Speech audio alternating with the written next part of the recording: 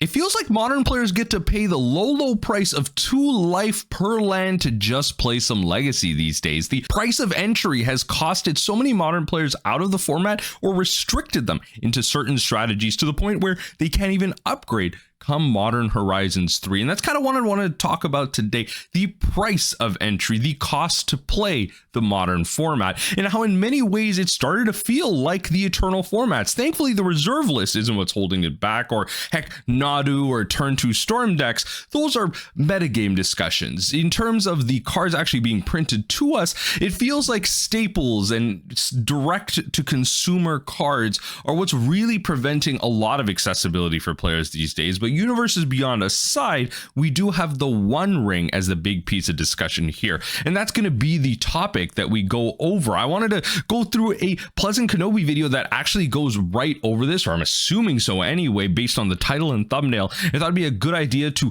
react to a bigger YouTuber, because then maybe he'll react to me reacting and then give a good reaction to which I can react. In all seriousness though, let's hop into the video. Come on, listening ears on. Let's get right into it. Folks, we have a problem. It's official. The One Ring, the title card, if you will, from the Lord of the Rings set, is now over $100 for its... Yo, shout out to PK's editor. If I ever start making that big YouTube bucks, I'd love to pay for an editor like this too. I got the time to do all this throughout my whole video, but someone with an editor, you can add that extra pizzazz. Normal version. However, there is one cheaper version. The bundle foil that came in the gift bundle is only $81 right now. Stop. No, this is hilarious. Hold on. Yo, wait. Okay. So this is my Ragavan EDH deck, not CEDH. Hold on. Where is it? Where is my One Ring? I'm gonna find it right here. That is absolutely hilarious. That is it. That's the one copy I have as well. Because look, when it comes to Commander, you really only need one copy of a card, and then you just proxy the rest. Thankfully, I have really good access to a print shop that's really cheap. So I usually have one copy of a card, and then when I buy an expensive staple, I'll just like print like 10 copies of it in terms of a proxy. Just on paper, I'll put it over like a basic land, and that's usually how I'll play it throughout my various Commander decks if they're relevant. I've done that with the One, but this is literally the copy. This is, by the way, the true stonks. Remember when this bundle pack was like $35, and then the One Ring itself in this art was like $45? Like, it was pure stonks. Like, you were just up on value, and it actually was on store shelves in some cases. It actually was. I remember at face-to-face games in Toronto, I would walk in, and there actually were copies of this product, and I don't know. It was probably one of the smartest investments you can make. Like, look, you've doubled your price in less than a couple months. It's truly a couple of months, like 6 months. I don't know. Like, anyway. That's right. If you want to play 4 of these in your favorite modern deck that plays 4 copies of the Ring, it'll only set you back $160 plus $160, I don't know, $1,000. I'm not a mathematician. You do the math. The point is, the last time I looked, this was about $40. That's what I remember. I didn't realize it had been climbing, and it has no sign of going down, right? In this video, I want to talk about the climbing price of the Ring and a few other cards that are in a similar situation, a situation where I'm not sure if Wizards of the Coast can reprint them because they are licensed style cards. And you know what? Like, people have talked about this situation where they could just print like they could do the whole Rick Steadfast leader thing, where I wish they would just do like cards like this. I wish they would just skin over other cards where, like, remember where we had the Godzilla treatment where we had a skin, but then right underneath the title we had like the actual card that it was supposed to represent. I wish that was the solution, but instead we're gonna have to print like universes within versions of this, and they did that with cards like, again, Chun-Li, Rick Steadfast leader, but they haven't like announced a plan to do that anytime soon. And I'm not sure if that's part of the Universes Beyond contracting, but it would be nice if they just announced that they would do this. Like, okay, you print a card, and in 1 year we will print a Universes Within version or something. I don't know. Like, it'd be nice if they just told us they would do this so that the price wouldn't just skyrocket. Where you can't really use that name again without permission, and thus they need to be reprinted in a special fancy way. It's not impossible, but it's a clear problem that wizards need to address. But before we jump into it, this video is brought to you by whatnot.com. Whatnot is a streaming service where you can buy Gotta support another YouTuber. I'm not exactly watching that, but... And I stream on it multiple times a month. There'll be links to my shows in the description below and a referral link. And if you use the referral link, get £10 off your first purchase. That's £10 off. So if you buy a £10 single, like a signed copy of a card... My order gets to lose weight? No, from me, then you get the card for free. The EU currency fly. So come join me when we talk about Magic, we do giveaways, we do auctions, I lick things sometimes too on whatnot.com. Link in the description below. I was first made aware of the climbing price of the One Ring from... Yeah, me too. This is why I made the short. This tweet is literally why I made the short. Tweet from Saffron Olive, another content creator. When you all work in the same niche, you often cover the same shit. I got accused of stealing content from a podcast a couple months ago. It's really funny because I'd never even heard of their fucking podcast. It was just that we covered the same topic about modern. Very strange. The One Ring is becoming more... See, look, I'm reacting to the content. I'm not stealing it. I'm just making reuse of it. I am recycling the content, although PK's content is just a million times better presented. So I try and cite my sources. More of a financial problem. The cheapest printing's up to $85. I'm not even sure Wizards has the ability to reprint it thanks to whatever licensing deal they have to use the Lord of the Rings IP. So let's unpack that for a moment. The thing that Saffron Olive is mentioning there is the fact that this is a licensed product from another intellectual property. The Universes Beyond crossover products are a bit of a legal minefield. There will be rules and restrictions around how Wizards of the Coast can go about reprinting cards. And a lot of this, I will say off the bat, is like, it's kind of just speculation. Like, we don't know what the contract is. We can only make assumptions. I would love it if like someone in the Magic community that was pretty big that could get their voice heard out there, like had good legal knowledge or like worked in legal fields around stuff like this. And it's not just about working legal, like having knowledge about licensing and contract deals like this that could provide some insight. And bringing those cards back when people want to be able to get hold of them for not the extortionate price they climbed to when they stopped being sold in products. Skullbake Lord is an example of a card that has seen play in Legacy, and it was a card that couldn't show up on Magic the Gathering Online because of some weird legal discrepancy where they couldn't put the cards on Modo unless they put them in a wholly self-contained product. In short, we can do a bit of backwards like understanding of what the original contract for this was. If we understand that eventually when they came to Modo, they could only come for a limited window in the original pre-con package. All of the cards in one deck. So it's very expensive. You pay $40 to get a Commander pre-con to get one copy of a card. You kind of had to. If you're playing Eternal formats, heck, even Commander. The point is, that was because of some sort of legal requirement, some sort of contractual obligation they made with Games Workshop when they first negotiated the Warhammer contract. This means that the early days of Universes Beyond were probably a bit messy as they learn from these mistakes and perhaps don't allow these sort of contractual clauses to get in the way of digital Magic in the future. Because of course they would love to put these things onto Modo to a lesser extent, and Arena certainly because it makes them money. Look at Arena. We only got cosmetics to do with Fallout and not a single Fallout release. It was very strange. And the most recent... And again, like I did a video about this actually a couple months ago, where they did Hasbro had a post about a job for digital licensing for like Universes Beyond in their products. So it was very clear that the first couple of sets that they did, either they had someone that maybe wasn't experienced, or they had someone in there looking to turn it into a formal role. Maybe they ultimately hired internal, who knows? But they were turning it into a formalized position to go over these contracts because of the success of Universes Beyond, right? Lord of the Rings was a huge like profit for Wizards of the Coast and ultimately Hasbro, and so bringing someone on for this like really made sense, especially with Marvel coming around the corner. I mean, they already announced that, so I imagine the contract deals and licensing already went out, but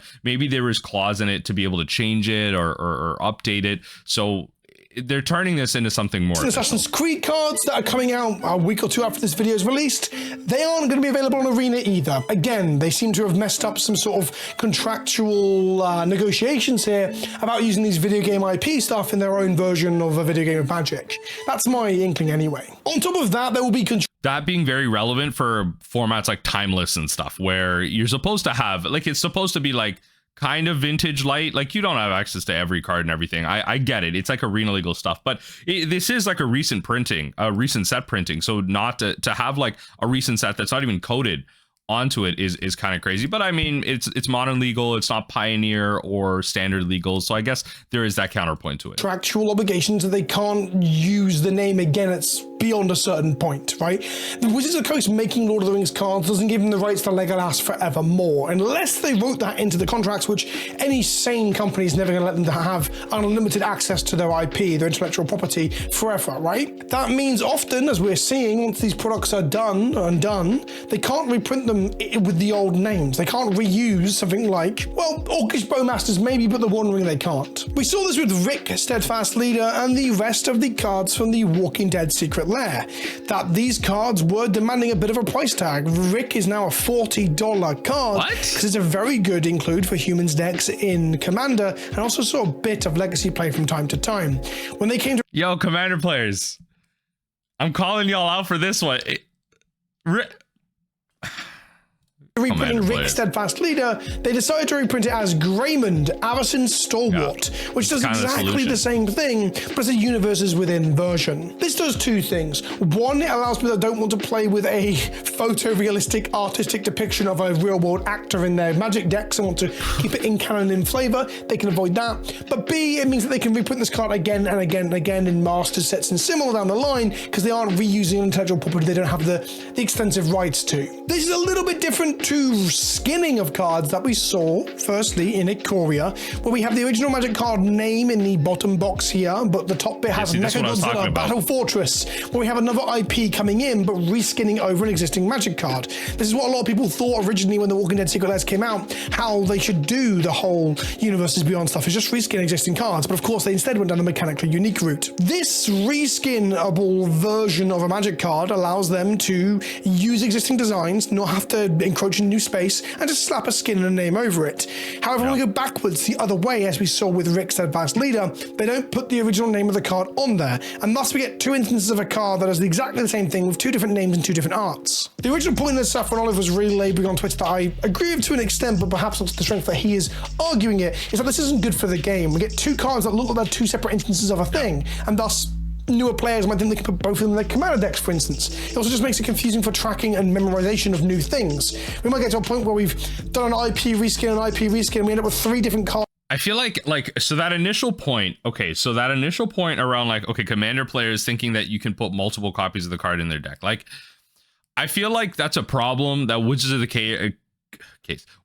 Coast does not care about anymore, because the game does cater to casuals, but it doesn't hold their hand anymore. Like, we're kind of past that point, right? Like, and I think there was this whole idea before Commander became a big thing about working with the enfranchised players, making mechanics that make sense, and creating experience for new players to onboard and everything. And especially that did reach a peak. But at some point, it just became like, we're going to cater to the casuals, and y'all just have to figure out the game will self-police it, especially with the #1 format being a social format. A lot of people will just be like, oh, okay, you know, that's fine. That's just a mistake you made. No worries whatsoever.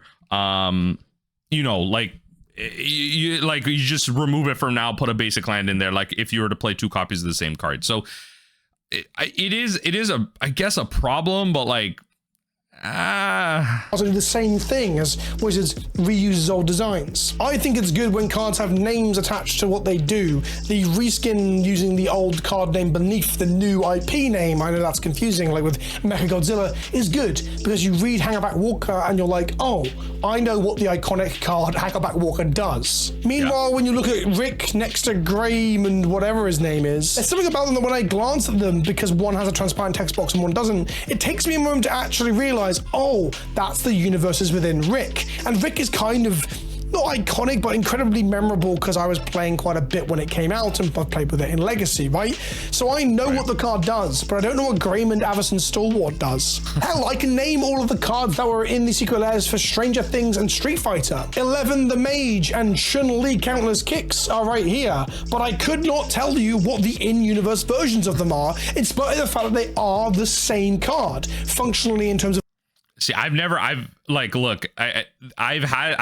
this from a little short that I did on Chun-Li, and specifically just because, like, what is it? I like the Street Fighter IP. Like a lot of you see the hitboxes and stuff that I have behind me and everything. So I do have a knowledge of fighting games. This was a secret layer that I really paid attention to. But Sicily Haunted Mage, like, I don't know. Like, it's like your maximum hand size is 11. Like, it loses its it just loses its spice, you know.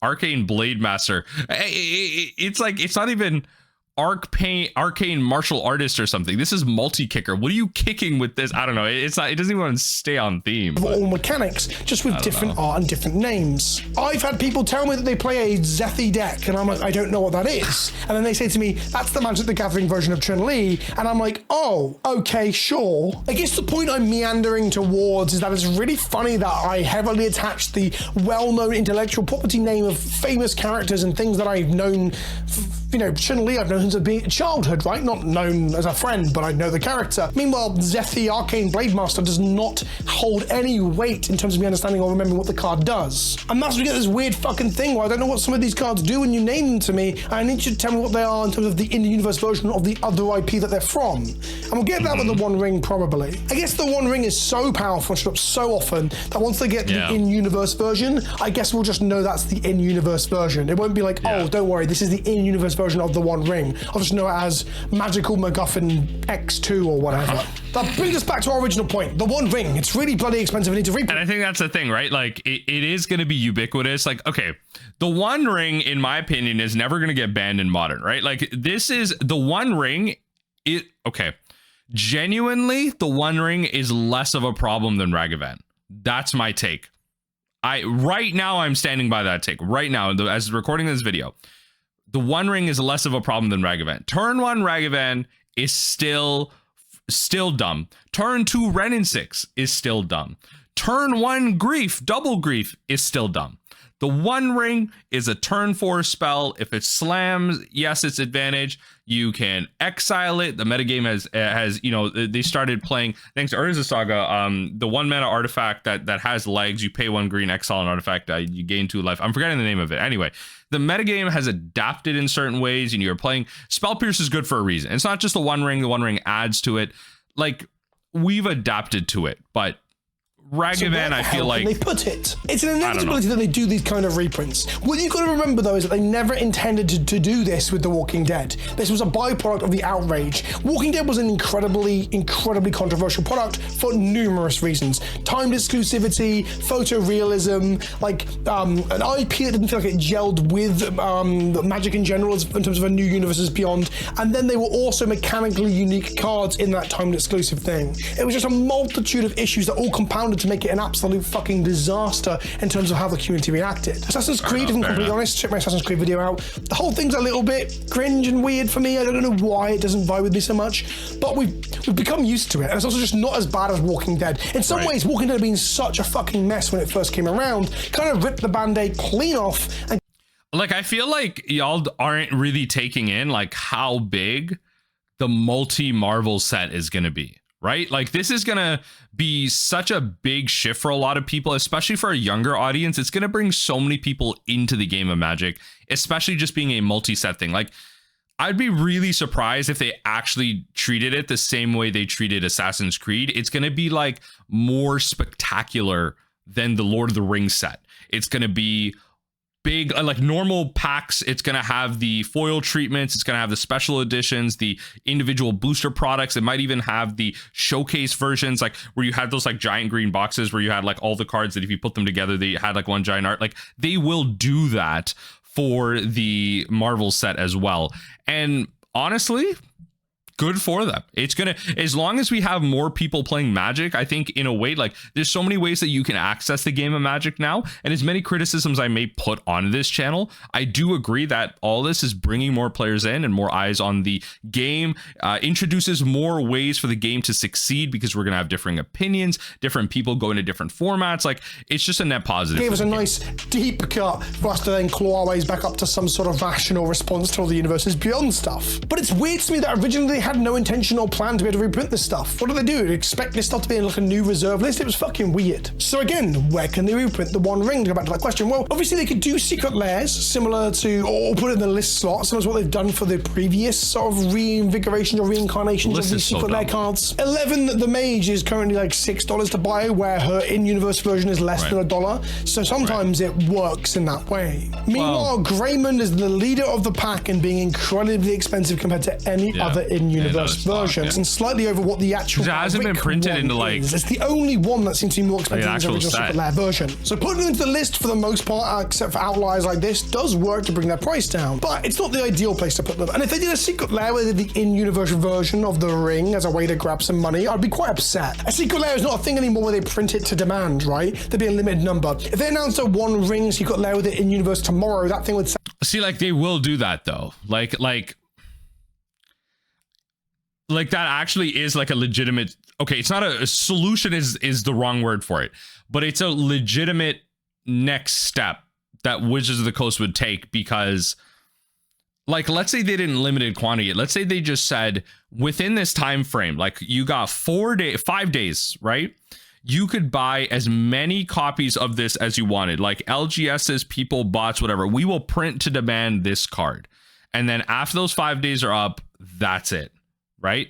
And they could, and you know, they're not on that model anymore. They're on like a limited quantity and everything, but they could do that. They could go back to that, and they could just print a crap ton of copies. And then they could just, if there's a bunch of extras, they could just give them away to content creators. Like, I feel like that's actually a solution. Again, solution's a bad word, but clambering to get it. It'd be a huge FOMO grab, but I would hate that. And there's one more like this too, the 14th Doctor. The 14th Doctor is the return of David Tennant to the role in the Christmas specials that just aired last year. And because this all came about whilst Doctor Who was in production at Wizards of the Coast, the 14th and 15th Doctor plus that companion was all in the secret layer itself, separate to the Commander decks. So if you bought all 4 Commander decks for Doctor Who, you didn't get the whole Doctor Who expansion in a way. The 14th, 15th Doctor, the companion, the toy maker, they were all in the secret layer that came later. And thus, the David Tennant Doctor from that secret layer, the 14th Doctor, because he's popular, is now $52 mid-price. The 14th Doctor is expensive and currently doesn't have, as far as I understand it, what does this card do? Hold on. What does this card do? So, 4-color commander, 3/4. When you cast a spell, reveal the top 14 cards of your deck. Your deck. Put all Doctor cards revealed this way into your graveyard and the rest at the bottom of your library in a random order. You may have the 14th Doctor enter the battlefield as a copy of a Doctor card in your graveyard. Let's turn if it doesn't get hit. All right, little Doctor tribal. You probably play this with, like, it's 4-color changelings. That's probably what this is. Like, this is 4-color. It's a 4-color changeling deck. That's cool though. If you had like a Masquig Nexus goes hard in this deck. Masquig Nexus goes hard. Because maybe it's just not that popular of a commander, but it was bought up by collectors of Doctor Who stuff. I don't know. The prices is a bit of an anomaly. But the point I'm getting at here is that, are we ever going to see a 14th Doctor reprint in universe? And that'd be really weird if you get 14th and 15th Doctor reprinted into Magic Universe, but we don't get the other Doctors reprinted. Like, I guess we will. We'll probably get the original David Tennant one reprinted as well into universe, if that continues to be a popular commander. Although you can get a 10th Doctor right now for less than 50 pence. So that's not an issue as such. I might begin to climb. So what they need to do, as far as I'm concerned, is create a universes beyond, but universes within Masters. What I mean by that is reprint all of this stuff in their own universes within names into a new set, a booster product that could be drafted perhaps. And that'd be crazy. That'd be insane. And that's one of the other problems, right? Is that the One Ring will continue to climb as it sees a lot of play. And it sees a lot of play. Some people claim you don't need the One Ring to play Modern or something, unless you're playing a deck. Cope. Okay, no, okay. Not every deck plays it, but there are certain strategies that are legitimately worse. Like 100% worse without 3 to 4 copies of this card. Like legitimately worse. Okay, I see people on Reddit. Like, I saw a Reddit post as of the recording of this video, and again, I could have just gotten the notification for it. I didn't actually pop into it. Maybe it was posted like earlier this week. Someone was asking in our Modern Magic, like, what is a replacement for Urza Saga? Are you crazy? There ain't no replacement for Urza Saga. You can't replace the One Ring with Serum Visions. All right, like, just the One Ring is the One Ring. There's no replacement. Sorry, folks. Like, this is the price to entry now, and I don't say that as a bragging point. I'm not happy. I'm not flexing on you. All right, like, that is just the sad reality. And like, every time I play the crab control version of Modern Mill, I kind of die a little inside because I kind of don't want this deck to be good, because then that would mean that the One Ring is also very playable in Mill. And honestly, sometimes I do believe that. I see the lines that the crab control deck has, and I feel like sometimes I have more options and better routes to win if I really think about it than Dimir Mill. And I kind of hate that. Like the One Ring is good enough to just force a new Mill archetype. But like legitimately, it's a staple in Modern. Plays the One Ring, in which case you do need it. Coffers, the Mono Black control deck, Amulet, Tron, some versions of Omnath, some versions of Nadu. All of these decks do want to play. Yo, some version of Omnath is cope. Just play the One Ring in Omnath. Nadu though, I think Simon Nielsen's version had like 2 in it. 3 to 4 copies, usually 4 copies of the ring. So telling me you don't need it is bollocks if you want to play those decks. No. So in a few years, we might get these reprint heavy universes within sets. We get all this stuff renamed and re-arted into a thing that then we have to go, oh, that's technically David Tennant, the card. Or David Tennant number 2, because there's 2 David Tennant cards. Ultimately, that's not a problem, but it does feel a little bit messy, right? That will have a huge swath of cards that have 2 arts and 2 names. Like, what if they made Universes Within versions of David Tennant, but like one was like because you have the 10th Doctor and the 14th Doctor. What if you have the different cards? Like I feel like the 10th Doctor and the 14th Doctor should be the same character, just in different moments in their lives or something like that. Like you can't have two completely different Magic cards that are like, I don't know. It feels like it should be the same character. Having 2 copies of a card in their deck and then getting told gently by a player who notices, by the way, they're the same card. It's just not the same effect reprinted onto a different card. It's not 2 different versions of Shock, for example, or whatever. That's probably a bad example, but it's 2 cards with different names. But it's 2 cards with the same name that aren't different. My God, I'm getting confused now, sat here in the British summer heat trying to explain this to a camera. The reason I'm making the video is I think all of this is rather interesting. That we've got a card approaching $100 that currently sees play out technically still in print, but they can't actually reprint it into new sets. I say technically still in print because I think Lord of the Rings hasn't finished its print run. Don't quote me on that. I didn't look it up. It's hard to actually ascertain what is in print and what is not. But it's going to need a reprint one day, and I'm pretty sure they can't reprint it with the One Ring slapped onto it, because that is a IP particular contractual thing. And you better you better bet your bottom dollar that when they make an in-universes versions like this that say the One Ring skyrocket. They will skyrocket in price because collectors love exclusivity. They love exclusivity. And of course, we may never see in our lifetime. I think maybe we might, the selling of the one of one, right? Post Malone has that one of one that will be a treasure to him. We may never see it pass on to another hands, maybe in a charity case or something like that, but it's something different. Bowmasts, on the other hand, I wonder if they can get away with this because it feels non-specific enough. Yeah, it's like generic enough. Any of the other legendaries, any of the Gandalfs or Aragorns or other similar cards that are popular for Commander and will increase in price over the next few years, again, they're going to need an in-universe reprint somewhere. So we're going to get a Universes Within draft set, I'm sure of it. Or we'll get a Universes Within epilogue booster set, which feels a lot shitter because they'll still charge you a premium to give you less cards. I'm Vince, also as PleasantKenobi on the internet. Don't forget to click the link to whatnot.com in the description below. Use the link, the referral link to get £10 off your first purchase, and let me know what you think in the comments. Yeah, I think ultimately, I agree with this video. It makes sense. I think there's a lot of good talking points here. I think, it's the One Ring is a problem in the sense that I think just Wizards needs to communicate. It's like a bad relationship, right? It's only a problem when the 2 people in the relationship are consenting but not communicating with each other, right? Like, we are purchasing the product, Wizards is providing us the product and a modality to play games, but they're not communicating with us. Communication is the key to a successful, healthy relationship. As much as capitalism can provide that medium for us, it'd be nice if Wizards of the Coast could just tell us a permanent solution. And again, based on speculation, this could be because of the contracting that Wizards of the Coast has, that they aren't allowed to publicly disclose that as the product comes out, oh, wait, this is exclusive product, but in like 2 years, we're going to get a Magic version. Hey, we're going to get a Magic version. So they probably have to wait for stuff like this to run out. I really hope like the token estate isn't just like harassing Wizards of the Coast saying like you can never print this again or something like that. I hope there was some foresight made. It would be a real tragedy. But hey, I mean, for now, if you don't need to play the One Ring in your Modern deck, good for you. I'm happy for you. Otherwise, I hope those credit card limits are opened up, because this is some expensive cardboard.